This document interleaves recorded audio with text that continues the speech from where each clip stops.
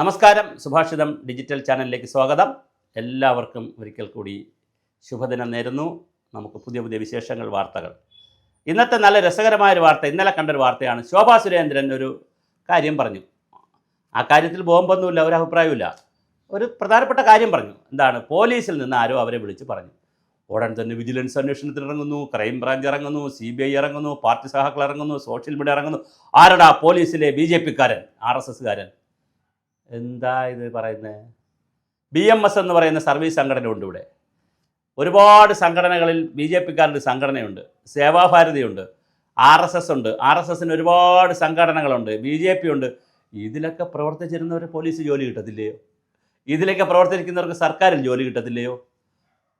അപ്പോൾ അവരൊക്കെ സർക്കാർ ജോലി കിട്ടുന്ന ഉടനെ CPM ആവും, കോൺഗ്രസ് ആവും. എന്തൊരു പൊട്ടത്തരമാണ് ഈ വിജിലൻസൊക്കെ കാണിക്കുന്നത്. ശോഭാ സുരേന്ദ്രൻ പറഞ്ഞു, അവസാനം ശോഭാ സുരേന്ദ്രൻ പറഞ്ഞു, എനിക്ക് IAS-കാരെ പരിചയമുണ്ട്, ISRO-കാരെ പരിചയമുണ്ട്, എൻ്റെ മണ്ഡലത്തിലെ വികസന രേഖ തയ്യാറാക്കി തന്നത് ISRO-ലെ ശാസ്ത്രജ്ഞന്മാരാണ്, അവരെല്ലാവരും ഇങ്ങനെ വെട്ടിലിടുന്ന രീതിയിലാണ് ശോഭാ സുരേന്ദ്രൻ പറഞ്ഞത്. അവരൊരു പാവ സ്ത്രീയാണ്, വിദ്യാഭ്യാസമൊക്കെ കൃത്യമായൊരു ഒരുപാട് വലിയ ഉന്നത വിദ്യാഭ്യാസമൊന്നുമില്ല, എങ്കിലും വളരെ ഡൈനാമിക് ആയിട്ടുള്ള, എനിക്കൊക്കെ വലിയ ഇഷ്ടപ്പെട്ടൊരു നേതാവാണ്. കാരണം പച്ചയ്ക്ക് കാര്യങ്ങൾ പറയുന്നൊരു ക്രൗഡ് പുള്ളറാണ്, മാസ് പുള്ളറാണ്. അപ്പോൾ അതുകൊണ്ട് നല്ല നേതാവാണ്. പക്ഷെ അവരും ഇങ്ങനെ പറയുകയാണ്, അതൊന്നും വേണ്ടായിരുന്നു. കാരണം ഈ സഹായിച്ചവരെ പേര് പറഞ്ഞില്ല, എൻ്റെ വിഭാഗം ഒന്നും പറയണ്ടായിരുന്നു.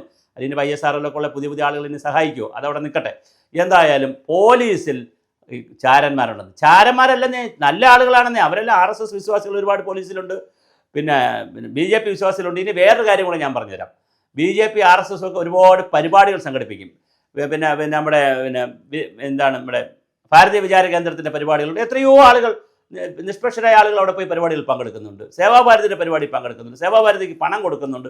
അതുപോലെ RSS എല്ലാ വർഷവും ഈ നമ്മുടെ പൂജയെടുപ്പുമായി ബന്ധപ്പെടുത്തി വ്യത്യസ്തങ്ങളായ വിഷയങ്ങളിൽ രാജ്യത്ത് സെമിനാറുകളും കൂട്ടായ്മകളും ചർച്ച, അവിടെയൊക്കെ IAS-കാർ പോകാറുണ്ട്, IPS പോകാറുണ്ട്, എല്ലാവരും പോകാറുണ്ട്, ഒരുപാട് ആളുകൾ പോയിട്ടുണ്ട്.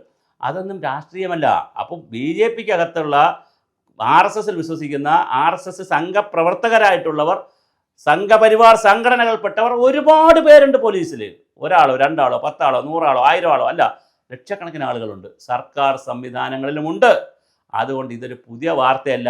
എന്തിനാണ് ഇങ്ങനെ ഒരു വിജിലൻസ്? ആരുടെ ആ ഒരു ഏക പോലീസുകാരനുണ്ട്, അവനെ പിടിക്കുക, ശോഭയ്ക്ക് വന്ന ഫോണുകൾ ട്രേസ് ചെയ്യുക, അതേതൊക്കെ അതിൽ പോലീസുകാരന്മാരുണ്ടോ നോക്കുക, എന്നിട്ട് പിടിക്കുക. എന്താ ഇത് കാണുന്നത്?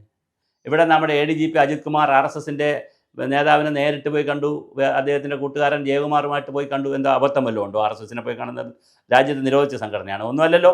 എന്താ പ്രധാനമന്ത്രി ഇപ്പോൾ രാജ്യത്തെ 100 വർഷമായി, RSS 100 വർഷമായതിൻ്റെ പ്രകീർത്തിച്ച സംഘടനയാണ്. അപ്പോൾ പിന്നെ അതിനെ പോയി കാണുന്നില്ല. എത്രയോ പേര്, ചീഫ് സെക്രട്ടറിമാർക്കൊക്കെ, ഇവിടെ ഏത് ചീഫ് സെക്രട്ടറി വന്നാലും ചീഫ് സെക്രട്ടറിക്ക് വലിയ ബന്ധമുണ്ട് RSS-ഉമായിട്ടും BJP-ആയിട്ടൊക്കെ, എല്ലാവരുമായിട്ട് ബന്ധമുണ്ട്. അപ്പോൾ അതിൻ്റെ ആ ബന്ധത്തിലൊന്നും ഒരു കാര്യമില്ല. പിന്നെ പ്രത്യേകിച്ച് സിവിൽ സർവീസിലുള്ളവർ, അത് പോലീസായാലും പിയൂണായാലും എല്ലാവർക്കും നല്ലൊരു ശ്രമം. പിന്നെ സർക്കാർ ഉദ്യോഗസ്ഥനെ സംബന്ധിച്ചിടത്തോളം ഒരു ഗുണമെന്ന് വെച്ചാൽ യൂണിയനുകളിലും സംഘടനകളിലും കടുകട്ടിയായിട്ട് പ്രവർത്തിക്കുന്നവർ ഉൾപ്പെടെ, ഒഴിച്ചിട്ട് പറഞ്ഞാലേ കുഴപ്പമുള്ളൂ, ഉൾപ്പെടെ പല പാർട്ടിയിലും ബന്ധം വയ്ക്കുന്നവരാണ്. അവർ പലർക്കും വിവരങ്ങൾ എടുത്തു കൊടുക്കും, നന്നായിട്ടുള്ള വിവരങ്ങൾ എടുത്തു കൊടുക്കും, നശിപ്പിക്കാനുള്ള വിവരങ്ങൾ എടുത്തു കൊടുക്കും, രേഖകളും എടുത്തു കൊടുക്കും. നമുക്കൊക്കെ ചാനലിൽ എന്തെല്ലാം രേഖകളാണ് അകത്തുനിന്ന് കിട്ടുന്നത്? അവരെല്ലാം പേര് പറയാൻ പറ്റും, ഒരാളിൻ്റെ പേര് സോഴ്സും പറയാൻ പറ്റത്തില്ല. അതുകൊണ്ട് കൃത്യമായ ആളുകൾ വിവരമെടുത്തു കൊടുക്കും. ഇത് അന്വേഷിക്കാൻ നടക്കുന്ന പോലീസുകാർക്കാണ്, അതിനെ അന്വേഷിപ്പിക്കാൻ ഉത്തരവിടുന്ന DGP-ക്കുമാണ്. എന്താ DGP സാറേ, സാറ് കേന്ദ്രത്തിലൊക്കെ ഇരുന്നതല്ലേ, എന്താ ഇങ്ങനെയൊക്കെ ചെയ്യുന്നത്? വല്ല കാര്യമുണ്ടോ? അങ്ങനെ ശോഭാ സുരേന്ദ്രൻ ആരെല്ലാം വിളിക്കും, ആരെല്ലാം മെസ്സേജ് കൊടുക്കും, ഏതെല്ലാം നേതാക്കൾ ആർക്കെല്ലാം മെസ്സേജ് കൊടുക്കും, കൃത്യമല്ലേ? അത് ഭരണകക്ഷിക്ക് കൊടുക്കും, പ്രതിപക്ഷത്തിന് കൊടുക്കും, BJP-ക്ക് കൊടുക്കും, എല്ലാവർക്കും സോഴ്സ് ഉണ്ട്. പിന്നെ പത്രങ്ങൾക്ക് കൊടുക്കും. പത്രങ്ങൾക്ക് വലിയ സ്രോതസ്സല്ലേ അകത്തൊക്കെ ഉള്ളത്, എല്ലാം കൊടുക്കും. ഇവിടെ പോളിറ്റ് ബ്യൂറോയുടെ കത്തും പുറത്ത് വന്നിരിക്കുന്നു. പിന്നെയാണ് ഇപ്പോൾ ഇവിടുത്തെ ഒരു പോലീസുകാരൻ വിളിച്ചത് വലിയ കാര്യം. ഇതൊക്കെ സംഭവിക്കുന്നേ ജനാധിപത്യത്തിൽ. ഇതെല്ലാം കൂടെ ചേർന്നതാണ് ജനാധിപത്യം. അതുകൊണ്ട് പോലീസ് എന്തിനാണ് ഈ പണിക്ക് പോയതെന്ന് എത്ര ആലോചിച്ചിട്ടും ഒരു എത്തും പിടിയും കിട്ടുന്നില്ല.